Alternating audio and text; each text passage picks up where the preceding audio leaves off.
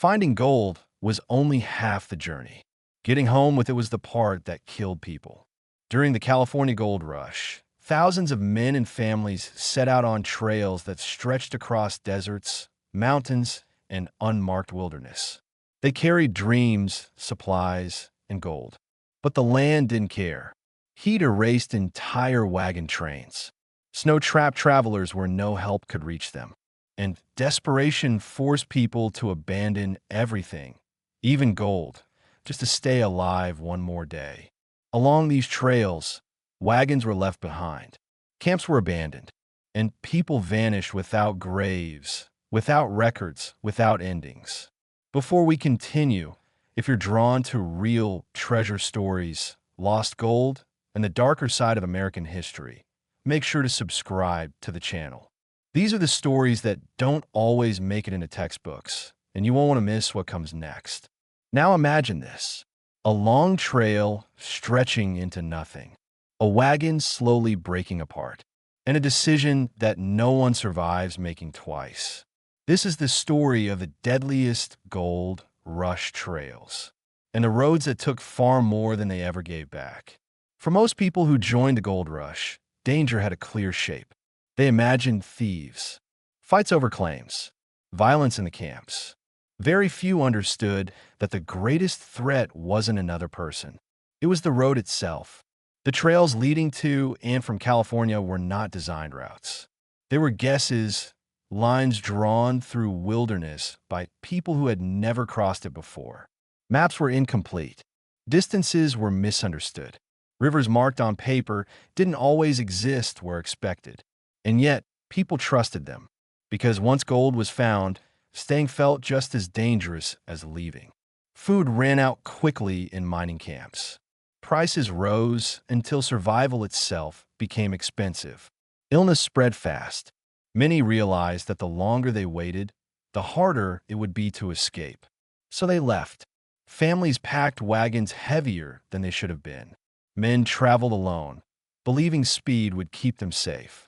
Groups argued constantly about which route to take: the established trail or the so-called shortcut that promised to save weeks. Almost every tragedy began with optimism. The land, however, did not negotiate. Deserts offered no shade and no mercy.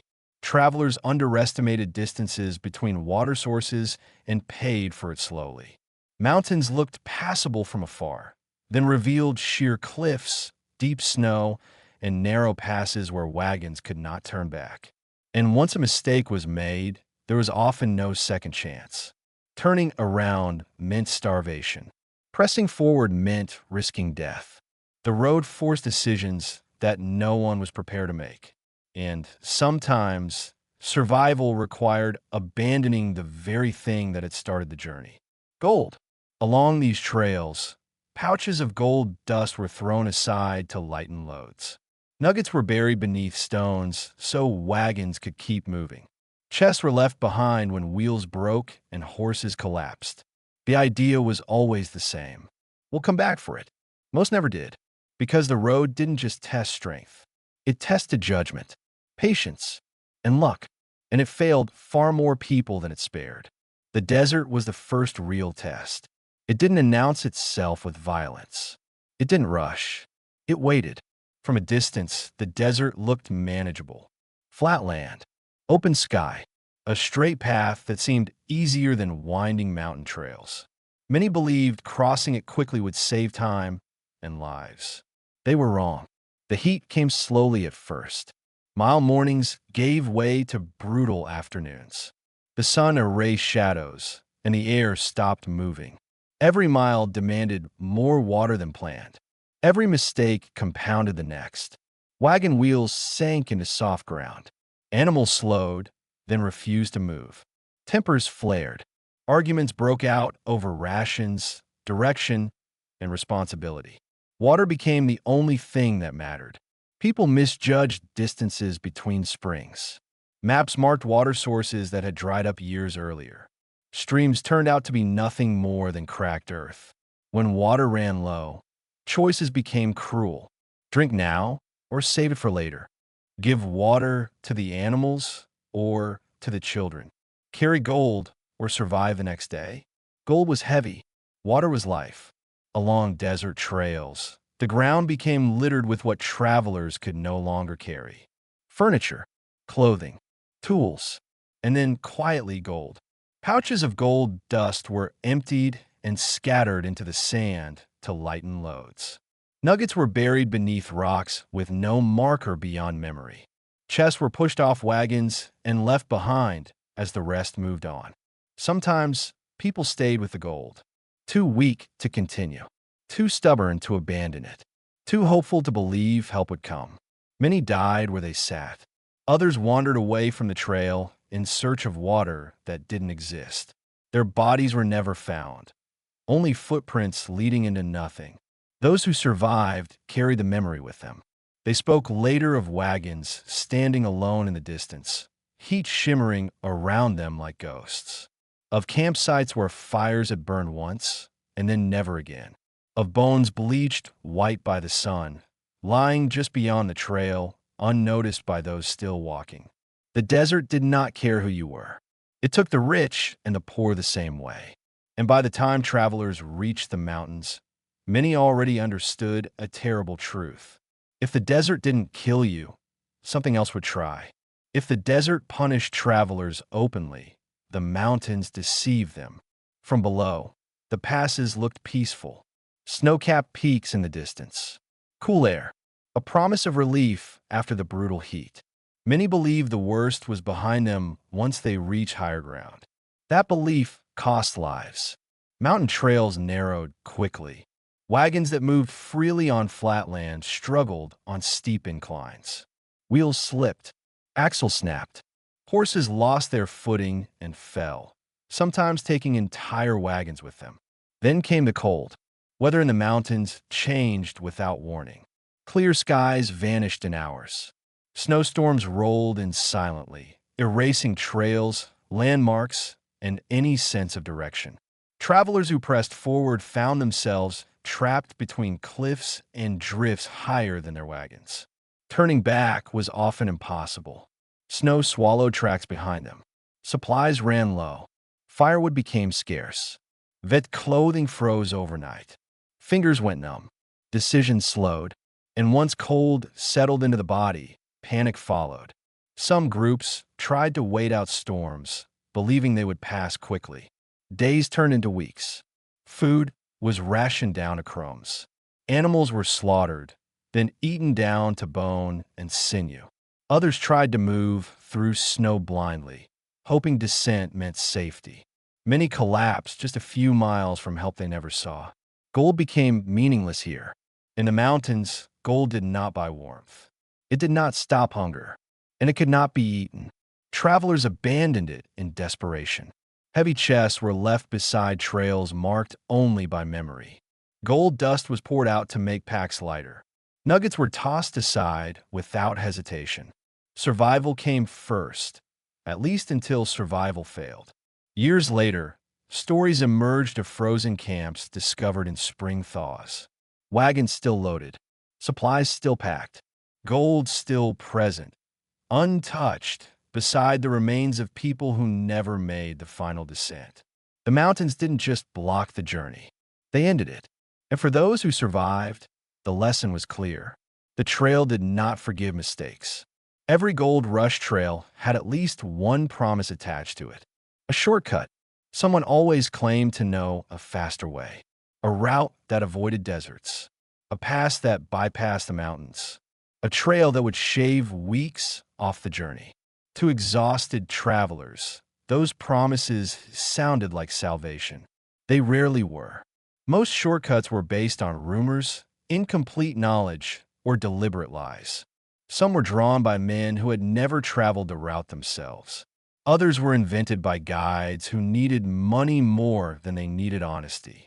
And once a group committed to a shortcut, turning back was often worse than pressing forward.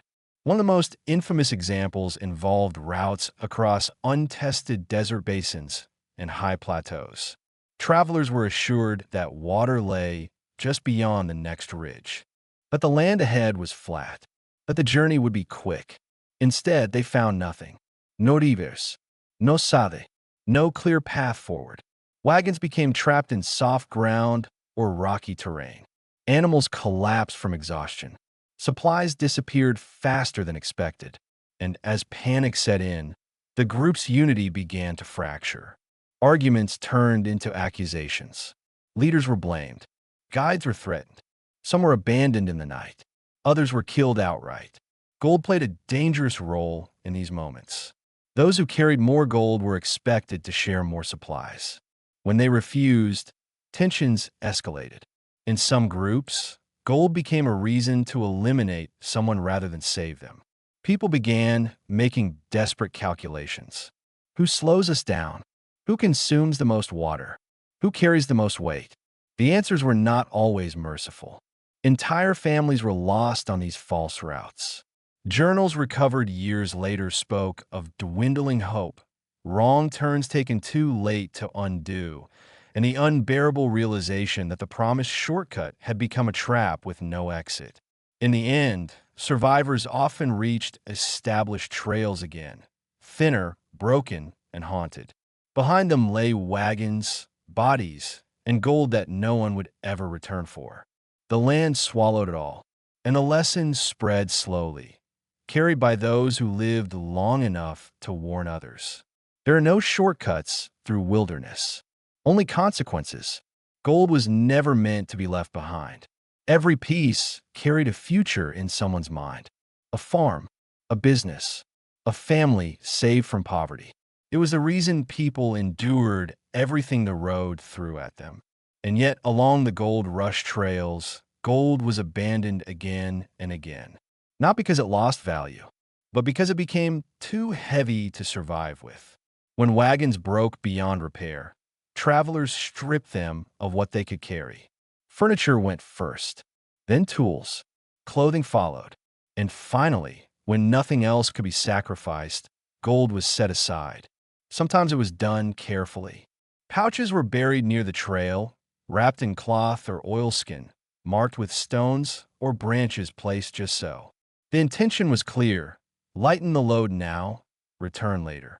Other times, the decision was sudden. Gold dust was poured out onto the ground to make room for food or water. Nuggets were tossed into brush or sand without a second thought. Chests were left where they fell when animals collapsed and could no longer pull them. Witnesses later described trails glittering faintly in the sun, not with wealth, but with loss. Small flashes of yellow caught in dust and gravel. Gold that no one stopped to pick up because stopping meant falling behind. And falling behind meant dying alone. There were moments when people stood over their gold and hesitated, holding it one last time, weighing it in their hands, deciding whether it was worth their life. Many chose life. Others did not. Some stayed behind with their gold, convinced rescue would come. They sat beside wagons, rationing water, watching the horizon. Their bodies were found later, sometimes with gold still beside them, untouched. Years after the gold rush, travelers and surveyors found strange things along old routes. Gold dust-trapped in wagon ruts. Nuggets wedged beneath stones. Small caches buried too shallow to survive erosion. Each find told the same story. Someone had been forced to choose, and the trail had won. Not every death along the gold rush trails was witnessed. In fact, most were not. People vanished quietly. A man walked ahead to scout the trail and never returned. A family stopped to rest and was never seen again. A wagon lagged behind the group one evening, and by morning it was gone. There were no records, no officials to count the dead, no system to report disappearances. The trail simply moved on, carrying the living forward and leaving the rest behind. Sometimes, travelers encountered signs of what had happened. A pair of boots placed neatly beside the road. A journal abandoned with its final pages unfinished. A campfire ring still cold, as if someone had left only moments before. But most of the time, there was nothing at all. Those who fell behind were swallowed by distance and terrain. Desert winds erased footprints, snow-covered bodies. Animals scattered what remained. Within weeks, Even the evidence of a human presence could disappear. Families back east waited for letters that never came. Years passed. Hope faded. Some assumed their loved ones had started new lives elsewhere. Others accepted the truth without ever knowing how or where the journey ended. The gold those people carried vanished with them, buried unintentionally, dropped during exhaustion, or left beside bodies that no one would ever find.